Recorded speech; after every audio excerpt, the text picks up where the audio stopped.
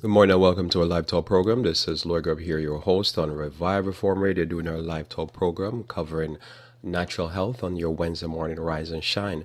And this morning here, we're looking at the topic latest cancer research and news. So we're going to be covering various different points on what's going on with cancer, whether it be the treatment, the things that are affecting cancer. And so, very important topic for you this morning here as we look at the latest cancer research and news and what you ought to be doing and not doing and to be adding to your health regimen. So welcome again. Hopefully a blessed night rest that will help you with overcoming cancer also. Let us pray. Our Father who art in heaven, we thank thee again for the blessings of your word, for the blessings, dear Lord, of the natural remedies, the natural solutions that you bring to us, and the way you teaches us, dear Lord, to take care of our bodies. I pray that you may bless myself and bless all those who are here, that we might hear and do what is best for life and for health. This is my prayer in Jesus' name. Amen. So this morning here, we're looking at the latest cancer research and news. So just what's going on in the research world and the various different therapies that are used, and what are some of the natural things you ought to be doing to deal with cancer. And so, as you know, cancer is one of what we'll call our dreaded diseases. And because of this, the effect of just on cancer on the society, whether it be the just the regular health on the individual or just on the morals of society, because of the damage that it does to families. It's important for us to deal with this and understand how it affects us. And so what I'm going to look is I'm going to share a few articles here on cancer and some of the latest news on cancer. And I think I'll start here with an article that per se is not deal with cancer. So I have 5 different points of communication this morning here. So I'm going to start with the one that probably at first, as I read this article, it might not seem that how much it deal with cancer, but it's going to deal with something that I want to share on cancer, and it's going to deal with breast cancer specifically, and this is going to be a main part of my focus. So here you have this article here I'm going to pick up, and it is the okay, great. So it is probably 3 points on breast cancer and 1 on lungs. So this is my first one here, and it's entitled "More Than 5 Drinks a Week Could Shorten Lives by Years." Study find, and this is written by Maggie Fox over there at NBCnews.com, and it states really in the subheading, "Current guidelines for drinking alcohol could be too high, new study shows." People who follow government guidelines to have a drink or so a day could be drinking themselves into early graves. Researchers said Thursday. Any more than 5 drinks a week on an average can take years off of a person's life. The new study of more than 500,000 people around the world shows. That's less than what recommended in many countries. For instance, the U.S. Center for Disease Control and Prevention and the American Heart Association both say men can safely drink up to 2 alcoholic drinks a day, and women up to a drink a day. A drink is defined as 12 ounces of beer, 4 ounces of wine, and 1.5 ounces of 80 proof spirits. And I pause there because this is really ethanol that you use to drive your car, so they can go up to 1.5 ounce of 80 proof. That's some real toxic stuff there. An international team of researchers looked at data from 600,000 people in 19 countries who were asked about drinking habits dating back as long as 1964. They were followed for years afterward. People who reported drinking more than higher rates of people who reported drinking more had higher rates of stroke, heart disease, deadly high blood pressure, and fatal aortic aneurysms. the team reported in the Lancet Medical Journal. So important to note that those who went higher than people went higher with their drinking than that 5 or 1 a day for 5 days a week, had higher rates of stroke. So just sudden stroke, normally say that's like a stroke from God, but I guess I should say it's a stroke from alcohol. Heart disease, so damage to the heart and the circulatory system, deadly high blood pressure, and fatal aortic aneurysms, the report says. So those are logical there. The paper estimate a 40-year-old drinking 4 units a day above the guideline as roughly 2 years lower life expectancy, says David Spilgel Halter, a risk expert at Britain's University of Cambridge, who was not involved in the study. This works out at about an hour per day. So it is as if each unit above guidelines is taking an average about 50 minutes of life, about the same as cigarette. Of course, it is up to individuals whether they drink this, whether they think this is worthwhile. So it's important to know. So he says here, when a person drink about a 12 ounce above guidelines, I would say 12 ounce period is taking off about 50 minutes of life a day. So each week, every time they drink, it takes about. So I guess he's saying here that the doctor is saying here that it would be important for the person drinking to look at that 12 ounce and say, I'm going to take 15 minutes off my life every 12 ounce, and then ask himself the question, is it worth it? That's what he's saying. Is it worth it? And that's logical, because everybody has freedom of choice. It's good just to be informed as to what is that choice you're making instead of doing it ignorantly. And so if the person look at it and say, yeah, it's worth hitting that 15 minutes off my life and destroying my body and putting myself closer to having a stroke or aneurysm or something like that, I guess that's the person's choice, and you respect that choice and just bury them when they die younger, or when they're damaged from stroke and have to live years messed up. So the individual has to say it's worthwhile. The most people can get away with and not raise their risk of early death was about 5 glasses of wine a week, or the equivalent, researchers found. Many people can drink far more than that in a single day. The CDC said more than 30 million Americans adult admit to binge drinking once a week and guzzle about an average of 8 drinks per spree. So that means they're going 3 above the recommended for the week in one sitting. The CDC says that's more than 2,000 Americans die each year from acute alcohol intoxication. It's no secret that alcohol can be bad for health in other ways too. Drinking raises the risk of both cancer and heart disease, and one study suggests that drinking accounts for 15% of breast cancer cases. So this is why I wanted to share this article here. Most naturally, information on alcohol is rock solid information. Too much alcohol, you lose about 15 minutes for every 12 ounce bottle, or a 1.5 ounce shot of overproof.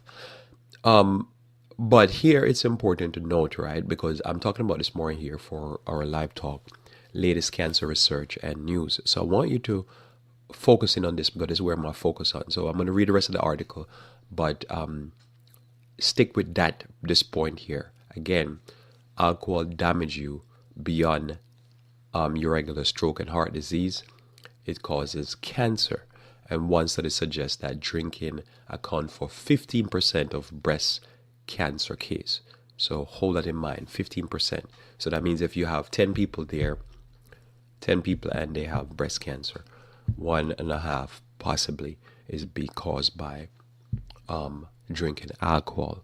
So that's important to note, because remember, as I said here before, that when we deal with cancer, the idea was people don't know why it happened. But as the research keep pouring in, what you notice in here and here, there, and everywhere is that it's because of smoking, it's because of meat, especially the more toxic meat and the cheap meat, because of drinking alcohol, all these things are causing cancer. So here, breast cancer, 15%, it has been accepted in the medical community as being caused by drinking. People, women drinking, coming out with breast cancer. So this is where you need to tell people to, keep running for that. Cancer is great, but run from the bars and stuff. The risk starts rising with as little as one drink a day on average. So a person average one drink a day, the risk immediately start rising. So a person have to just, for dinner, just have some glass of wine or something, and their possibility of having cancer, breast cancer, on the rise. The American Institute of Cancer Research and World Cancer Research Fund recommend in a joint report that people limit alcohol, period. People who do not drink at all can have worse health also. Sometimes that can confuse consumers and doctors alike. So the researchers led by Cambridge University, Dr. Angela Wood, used only information about people who were current drinkers, because ex-drinkers include people who might have abstained from alcohol owing to poor health itself, or as well as those who have changed their habits to achieve a healthier lifestyle. They wrote, they found that the more people drink, the higher their risk of death compared to people who drink less. If a 40-year-old man dropped his intake from 2 drinks a day to around 5 drinks a week, it could expect to add an average of a year or 2 to his life, the researchers project. What's the safest drink? It might be wine, sipped a little at a time, the study suggests. Exploratory analysts suggest that drinkers of beer or spirits, as well as binge drinkers, had the highest risk of all cause mortality, researchers wrote. The key message of researchers for public health is that if you already drink alcohol, drink less may help you live longer and lower your risk of severe cardiovascular conditions, Wood's statement says. We should remember that alcohol guidelines should act as a limit, not as a target, and try to drink well below this threshold. The study likely to be controversial, says Jason Connor and Wayne All of the University of Queensland Centre of Youth Substance Abuse Research in Australia. The drinking level recommended in this study will no doubt be described as implausible and impracticable by the alcohol industry and other opponents of public health warning on alcohol, they wrote. Nonetheless, the finding ought to be widely disseminated, and they should provoke informed public and professional debate. So I'm doing my job here. I'm disseminating. It's important for you to know and for share with those you know. Every time they pick up a 12 ounce of beer, whatever they said of wine, and a 1.5 ounce of spirit, and hit it down their throat, they just remove, at best, I think it's more 15 minutes, because you remove 15 minutes, but good health will add even more. So it's important to note that, because, somebody died, say they died and they could have died at 65, but they died at 60. It's not it's not the full scope of the problem, because it's not just you die younger. It's why you're alive, your body is falling apart, and you live in an unhealthy lifestyle. So it's not just me living. I would prefer, somebody say, well, what if you gonna die the same age? Say I'm gonna die 60 again. I prefer to live to 60, to be healthy at 60, than to live to 60 and for the last 20, 25 years of my life I'm in pain and suffering. To me, quality of life matters. So this is important to note. And so we note this. So remember now, I said to you, remember that the main piece that I came from here is that alcohol drinking increase cancer. And it is said by the Medical Society or researchers that it causes 15% of breast cancer. 15%. Hold this. I was going to Say, hold this. Don't hold my beer, but hold this. So look at this piece of information now. This is from Exodus 15, verse 26. Exodus 15, verse 26. And it says here now, and said, if thou wilt diligently hearken to the voice of the Lord thy God, and will do that which is right in his sight, and will give ear to his commandments, and to keep all his statutes, I will put none of these diseases upon thee, which I have brought upon the Egyptians. I am the Lord that healeth thee. So notice here in the Bible, over 3,000 years ago, Moses write this thing about 3,500 years ago. And he says, look, you Hebrews, you who believe in God, you need to follow the rules that I'm set forth here. Most of the rules we're talking about is the rules that will be found in Genesis to Deuteronomy. All right, first 5 books of the Bible, those would be the health rules. You know, what type of food to eat. Originally was a plant-based diet that Moses gave the Hebrews. They rebelled and he gave them clean and unclean. And don't drink the blood because the blood has the disease and the life. Okay, so you're familiar with that. So it's all these health rules, cleanliness, all that type of stuff. But he always juxtapose or compare. You eat this way and follow these rules, I'll put none of the diseases that I put upon the Egyptians. Now, for years, they've been doing research on mummies. And over the years, they always come up with new findings as to what type of diseases the Egyptians had at the time, most essentially when Moses wrote this. And as you know, they've found out that Egyptians have a lot of coronary artery diseases because, you know, the Hebrews were doing the work for them. And so they were lazy. They were having a lot of STDs. This is something that is in our modern day age.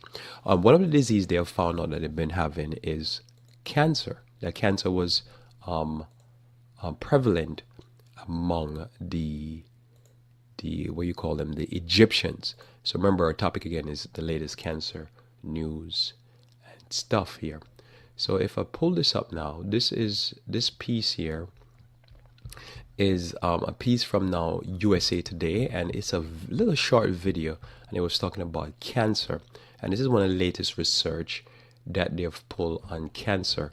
And what is they found is that they've found breast cancer in mummies, in a mummy I should say, and it's a well-developed cancer. So the world's oldest known case of breast cancer and multiple myeloma have been discovered in remains of mummies in the Pharaonic necropolis in Kebet El Alwa in Egyptian city, right? So this is a little piece here from USA Today. It's a video. I'm just going to play it. You're not going to get the full detail because in the video, you can pull it up if you just go online and Google or go onto USA Today and type in oldest known cancer case. Or you put in Egyptian mummy. And I think you should pull up the video. And I'm going to try to play this video here and hopefully I have broadcast the audio. So this is important to note. They recently found this. And this was found at the end of last month, basically. So this was found the end of March. This was reported. So this is brand new information that they're finding that. So when God says none of the diseases of the Egyptian, notice here I cover one thing already, that 15% of all breast cancer cases are coming from alcohol drinking. I'll cover more as we go on for the rest of this talk here this morning.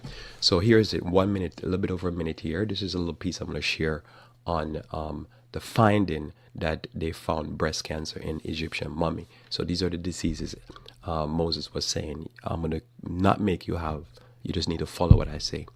This is the world's oldest known case of multiple myeloma, a type of bone marrow cancer, found in 3,800-year-old male mummy remains in the Egyptian city of Aswan.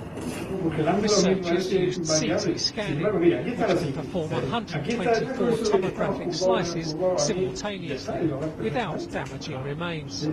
Al realizar estos escáneres se revela como el método más importante para poder estudiar una momia sin destruirla. Hoy por hoy el único método realmente válido para no alterar este material.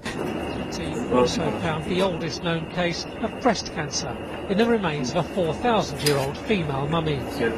Es un hallazgo importante porque nos muestra que el cáncer ya existía mucho antes de lo que pensábamos y desde luego el cáncer forma parte del genoma humano y forma parte de la humanidad desde sus comienzos. Esa es una cosa importante. Por otra, la aparición de estos cánceres en esta civilización egipcia tan antigua y la magnitud. Researchers also scanned 2 well-preserved child mummies from ancient Egypt's late period, allowing detailed views from inside their tombs.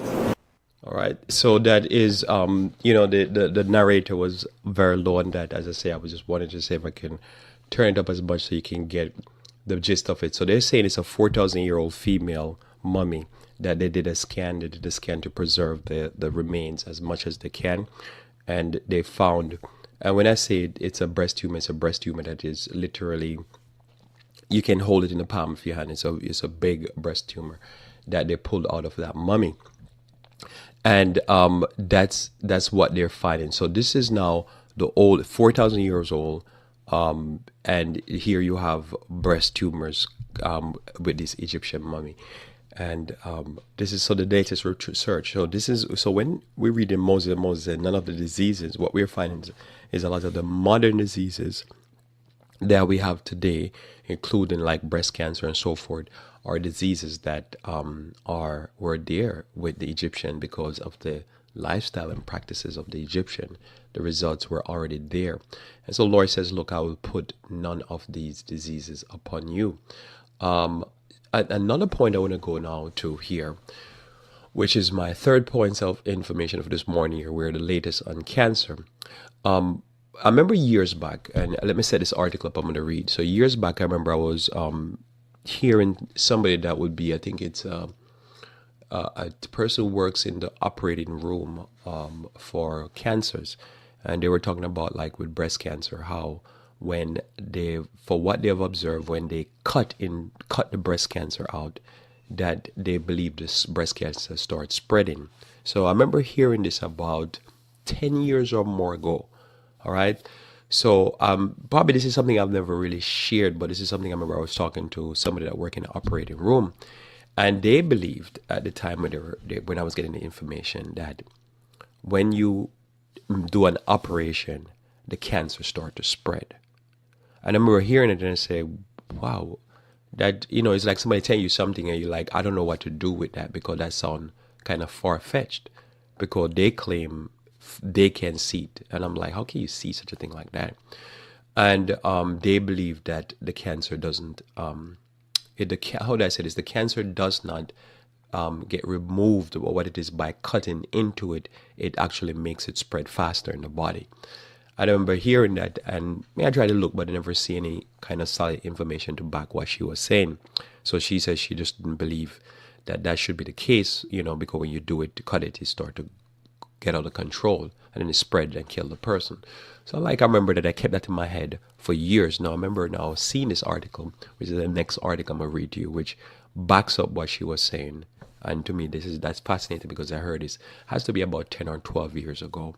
And I always remember thinking about what she was saying because she described it was described in such a stark manner that I couldn't tell if she was just being excited or embellishing it or whatever. So I just never knew what to do with the information.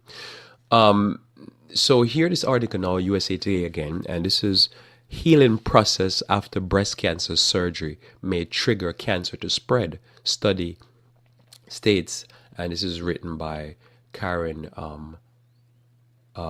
Weintraub for USA Today. So doctors have long wondered why breast cancer patients are more likely to see their cancer spread within the first 18 months after lumpectomy or mastectomy. A new study suggests the wound healing that follows surgery may trigger the spread. As the immune system works to heal the surgical scar, it stops restraining cancer cells that have wandered far from the tumor site. According to the study published on Wednesday in the Science Translation Medicine, without this break, those cancer cells are free to grow and become new and more dangerous tumors.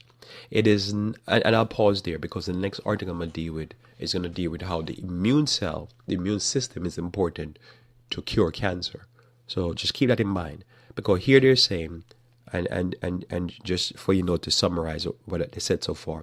So they say when they cut out the breast cancer, somehow the healing process for the wound that they just created by removing the cancer, that process, that healing process, the immune system stopped fighting the other cancers that have spread and gone far away from the main cancer site. And so because the other cancers are not being fought against by the immune system, they get out of control. So that's telling you already that the immune system was a system in place to deal with cancer. Important to note. So note that as I try to build here this morning. So again, it is so it is not actual surgery, but instead it's the post-surgical wound response, says Robert Weinberg, the paper's senior author and biologist at the Massachusetts Institute of Technology. It is provoking already disseminated cells to begin to grow into clinically detectable mastitis. The same study suggests there may be a simple solution: take an anti-inflammatory drug. A few days of anti-inflammatory therapy keeps the immune brake engaged in mice and prevents spread. According to the study, research in people hinted at the same benefit, although more studies are needed to confirm it. So simply they're saying take an anti-inflammatory therapy, so basically keep the inflammation of the wound area, and so that the immune system can keep working. Doesn't make the immune system back off, because that's part of the process. They're going to explain more. Here we go. It says Michael Retsky, an oncology researcher at the Harvard T.H. Chan School of Public Health and the University College London, said his own research in people isn't definitive, but it has convinced him that the benefits are probably real. In one small study, he showed that breast cancer patients who get the anti-inflammatory drug ketorolac for a few days around the time of the surgery were 5 times less likely to have their cancer spread than people who didn't get the prescription medication.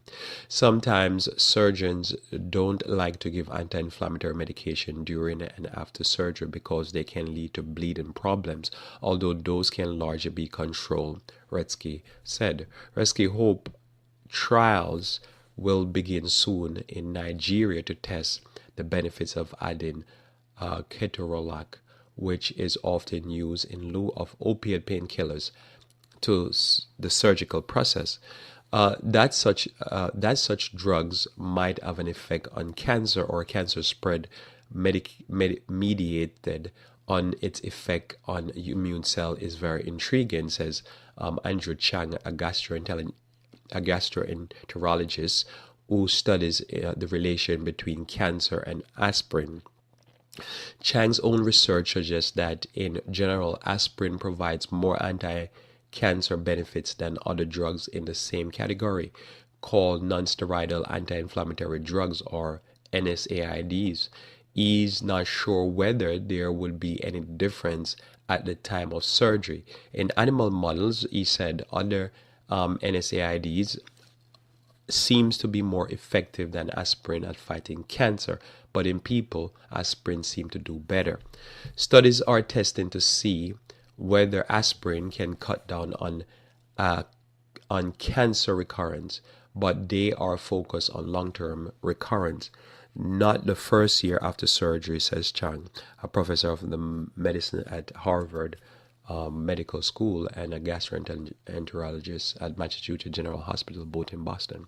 Almost everyone who dies from breast cancer is killed not by the initial tumor, but by its spread to other areas of the body, noted Weinberg, who is affiliated with the Whitehead Institute for Biomedical Research in Cambridge, Massachusetts. He has spent the past several decades trying to understand how that spread occurs. The immune system controls the spreading cells is just one mechanism, he says. He continues to research for study others.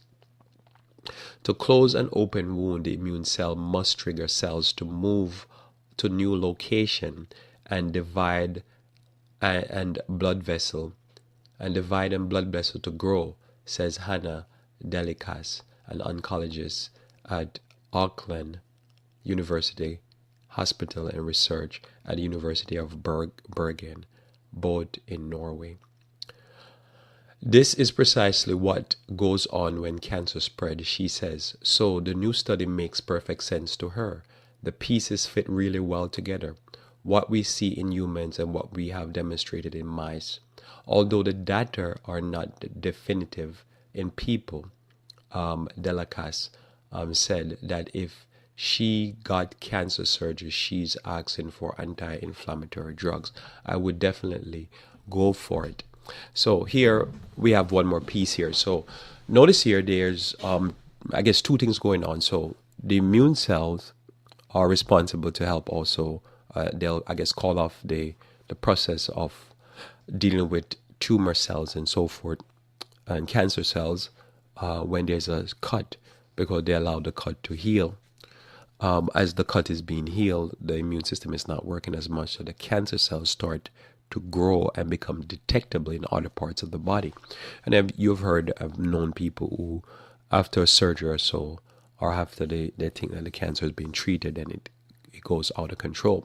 So what they're saying is that to help the body, I guess, to deal with the inflammatory process that's caused by the wound, is to hit the body with what you call anti-inflammatory drugs, or what I would do is deal with anti-inflammatory herbs that will take down inflammation.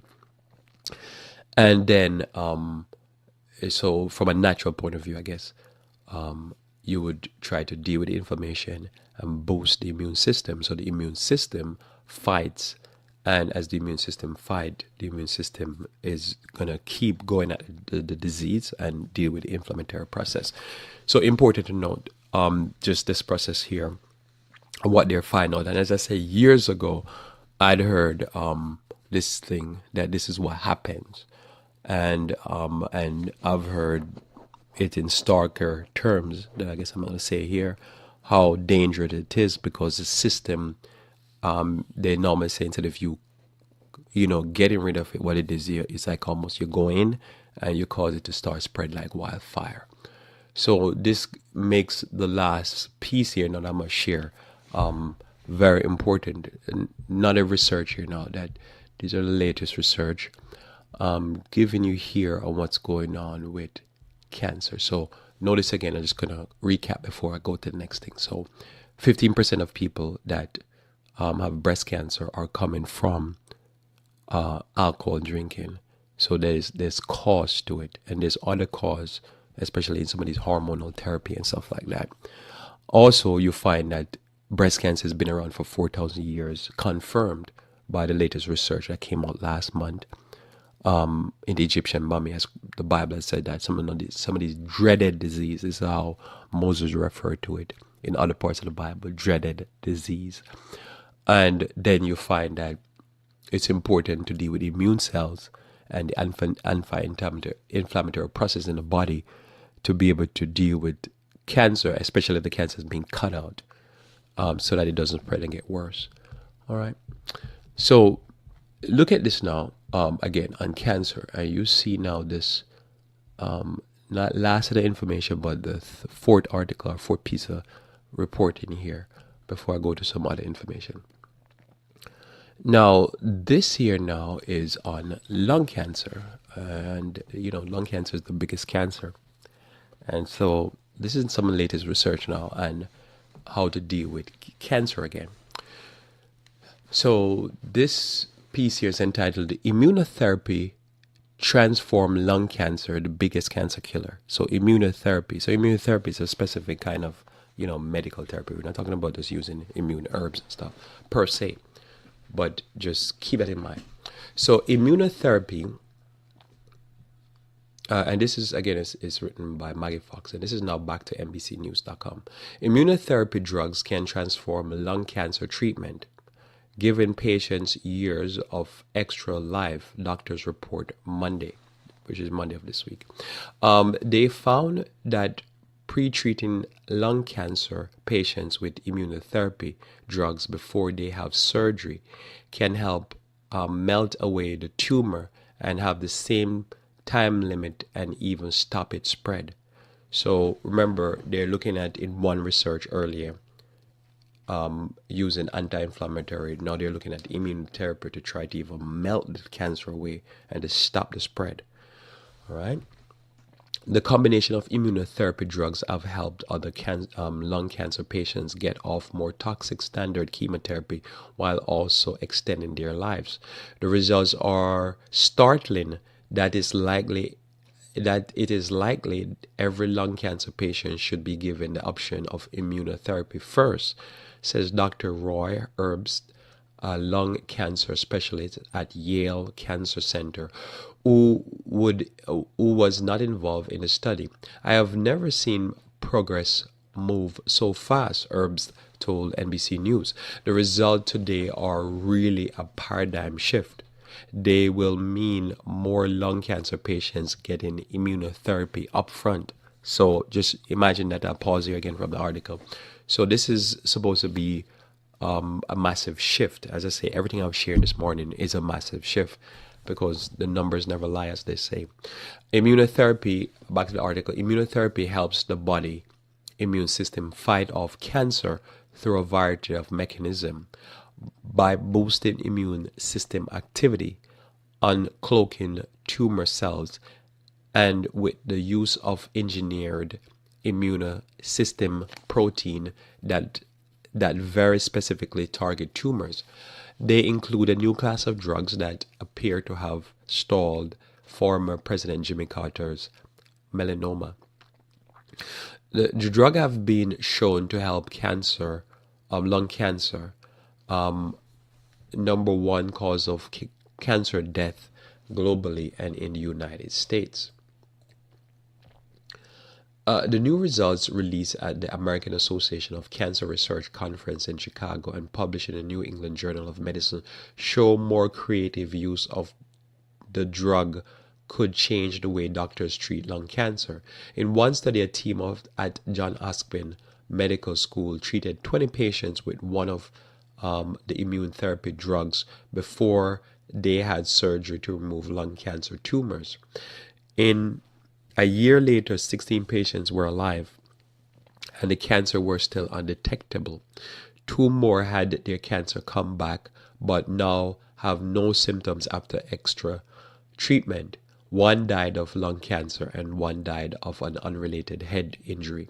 So a year later, and a year and a half later, 18 of the lung cancer patients are still alive. It was a small study, but it shows that immunotherapy drugs can help patients straight away, Herbst said. Until now, because the drugs are new, they are usually used most in patients with advanced cancer. Immunotherapy drugs, in this case, it was the one called Opdivo, start killing the tumors by breaking it up, releasing small pieces that stimulate a broad immune response.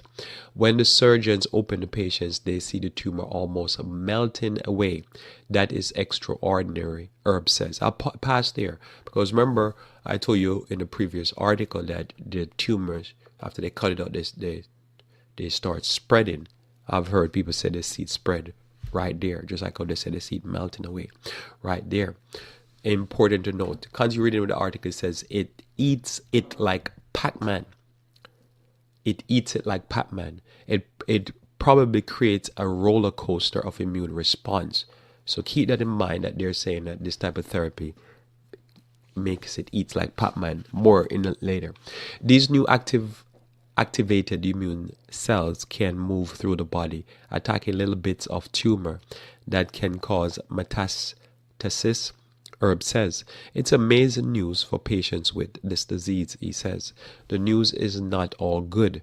Not all patients are helped by the drugs, and they are very expensive, costing more than $100,000 for a course of treatment. And no one can say how long these patients will live before their cancer come back. I don't use the term cure until you survive for 10 years, which is reasonable, says Dr. Drew Pardall of the Johns Hopkins, who led the study that used the immune therapy pre-treatment. In another study, combination of immunotherapy drugs and standard chemotherapy doubled the survival in lung cancer patients. Dr. Lena Gandhi of the Perlmutter Cancer Center in NYU Langone Health and colleagues treated more than 600 lung cancer patients with standard chemo plus either a placebo or Keytruda, one of the immunotherapy drugs.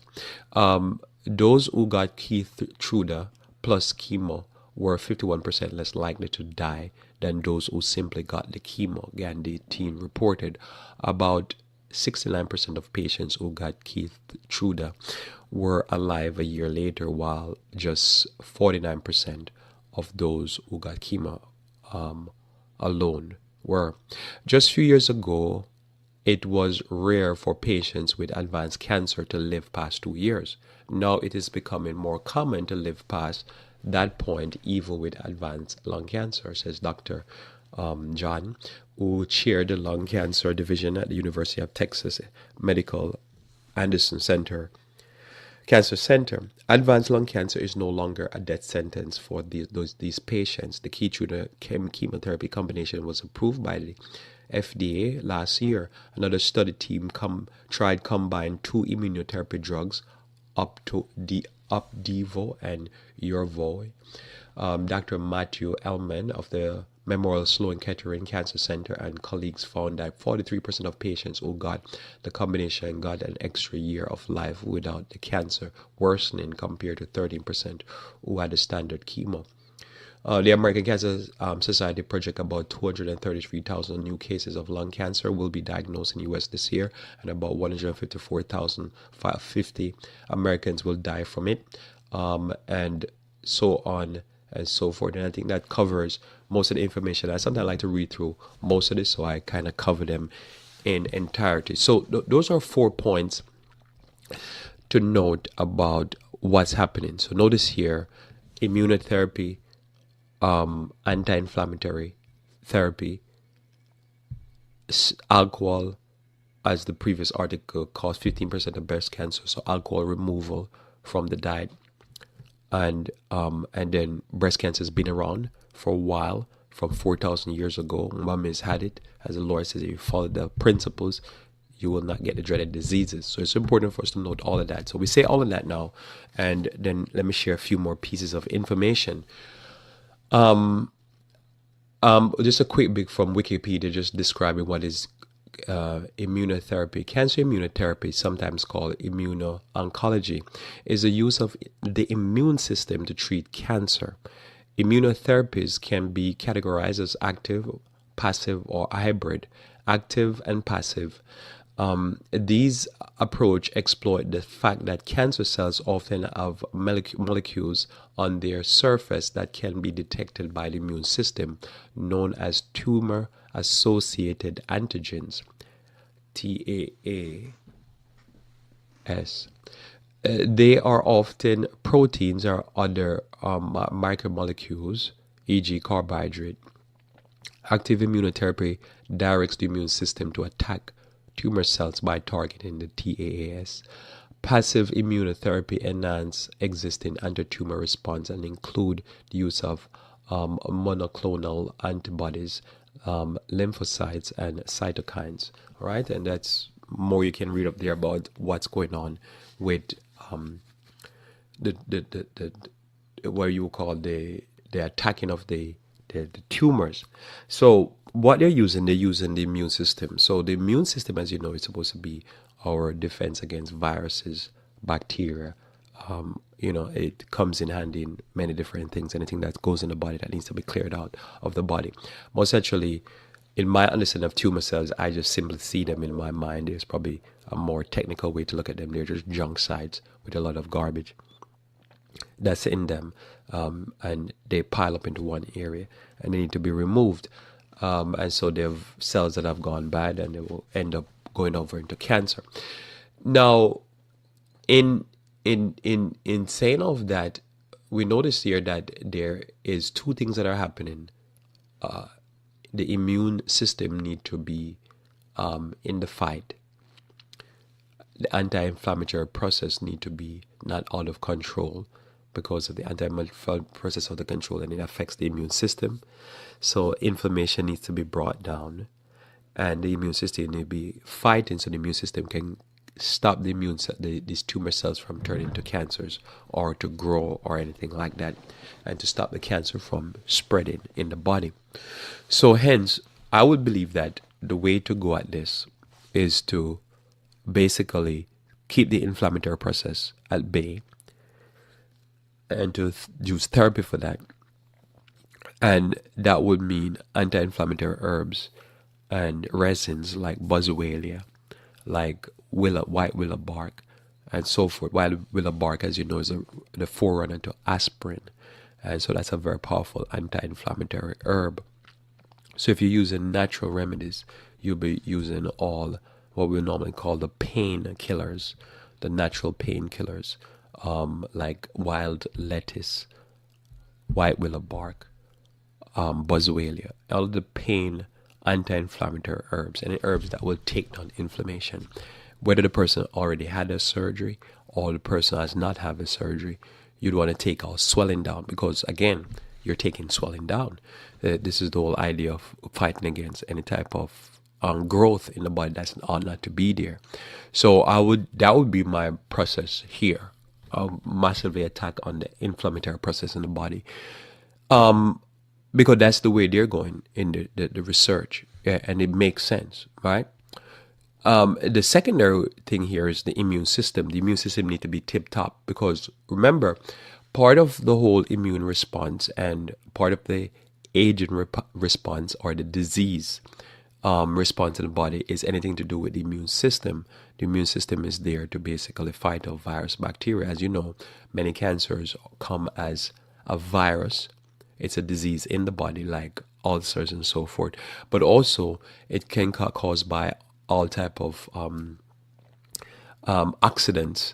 So things like smoke, toxic chemicals, various different other drugs and so forth in the body will create cancers in the body and will poison the system. So the immune cells are supposed to be able to clean the body and remove all this toxicity out of the body. If that can't be removed, then you're going to start running into problems like cancers and so. So the other thing also with oxidants is that there could be natural process in the body, like oxygen or the sun, that is damaging the cell, and the cell cannot wither the beat down of the oxidant, and the oxidant could be something natural, and the cell goes into cancer. So the way to deal with this is actually to boost the system with a lot of high density or high nutrient foods. This would be your green foods and so forth. So your green foods and those things, that's going to give your body the protection you need so that it can clean out the free radicals or the oxidants out of your system so don't damage it. So notice here we started with breast cancer, but we ended up on the last article with lung cancer, because lung cancer is often triggered by people smoking or inhaling all kind of toxins. And some areas is worse than others, because, as you know, if you live in Los Angeles, you have the worst city in the whole country to breathe in toxic chemicals to damage your lungs. So then, for me, again, it will go back to how to strengthen the lungs, or how to strengthen the body and strengthen the immune system. So to feed the immune system, the way to feed the immune system with herbs and natural remedies that will not only fight viruses, bacteria, clean out the system, because they're free radical scavengers that goes in and remove it. And this is why I believe when they say they do the immune therapy and make the immune system attack the cancer cells and the tumors, you can see the tumors melting. It's just eating it like Pac-Man. I really believe this is what's happening, because that's what the immune system does to viruses and bacteria. So you'd want to be able to feed the body and make the immune system stronger. And as the immune system is stronger, you'll be able to scavenge out. And then while doing that, you boost the anti-inflammatory process of the body. So it takes down the inflammation real quickly. Two examples of this would be licorice and echinacea. Echinacea will help the immune system, and licorice is anti-inflammatory. These would be like two quick examples of two herbs that I think one would have to have in an immune therapy, anti-inflammatory therapy, cancer therapy. Very important for me. That's as a matter of fact, the licorice, I have it as part of my herbal remedies for cancer, because I believe it's one of the more significant herbs to deal with cancer. That's what I would take if I'm having tumors. I would take period. I take almost licorice on a daily basis. Now, I'm going to explain this word for you. This is one of the treatments that are used for cancer. And this it's called interferons. All right, so let us read about interferons. Interferons, or INFs, are a group of signaling protein made and released by host cells in response to the presence of severe pathogens such as virus, bacteria, parasite, and also tumors. A typical scenario, a virus-infected cells will release interferons, causing nearby cells to heighten their antiviral defense. So a cell get infected, the cells start to release interference, the other cells around say, oh, something is wrong, and then they start to put up a fight because they know something has gone wrong. So interferons are a group of signaling protein made to release by a host cell in response to several pathogens. So whatever pathogens it is, such as bacteria, virus, parasite, and also tumor cells. So tumor cells will release some interference. So remember I mentioned before that in the cancer immunotherapy, one of the things they're doing is they're basically having targeted therapies. They're having targeted therapies that will respond to whatever the cell is emitting. And if the cell emits a certain thing like an interferon or some other type of protein type signaling, that the therapy is telling the immune system to go attack that cell and kill it. And so the immune system goes and eat it, and then you kick it out of your body. So this is brilliance here. So it's important to know that the interferon is this protein signaling, and interferon therapy would be to go and eat anything that has the interferon and destroy it, because then you know that thing is infected or it's a tumor. So one of the examples, as I said before, and for me, years back I had included licorice as part of my cancer treatment formula. And why it is that licorice root is a tonic with an anti-inflammatory property. So that's one of the first thing about licorice root. It's an anti-inflammatory. This will go back to the third article I'd read, because the anti-inflammatory process needs to be kept at bay and then allow the immune system to keep doing its job. You don't need to, if the system is working too much to bring down inflammation, the immune system is going to be put in dormancy. You want the immune system to keep working. So the licorice will do two things. Number one, it has anti-inflammatory properties. It will bring down the inflammatory process. So that's number one. Number two, it stimulates the production of interferon, which is used in the treatment of cancer. So it is stimulating the production of interferon. So what it's doing now is that it's making the body, or making those cells produce more interferons. The more interferons, the more, it is signaling immune system, go in and attack.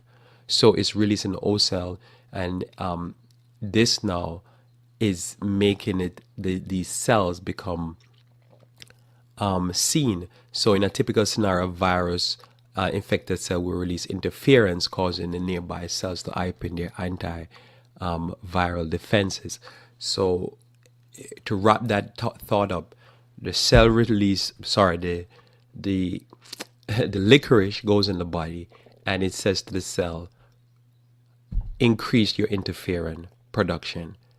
And so that infected cell or tumor increases interference or signaling. The cells around start protecting themselves, that tumor won't spread. And it stops the flow of pathogens, viruses, and so forth. It makes the immune system able to target better that cell. So that's what you want to do, is like you're increasing signaling so that the immune system can fight better. I guess this would even work if somebody was doing one of these, $100,000 plus, what you call it, cancer cells treatment, because then you're just putting something natural in the body to cause the cell to signal so that the immune system can attack. But here, licorice can do that.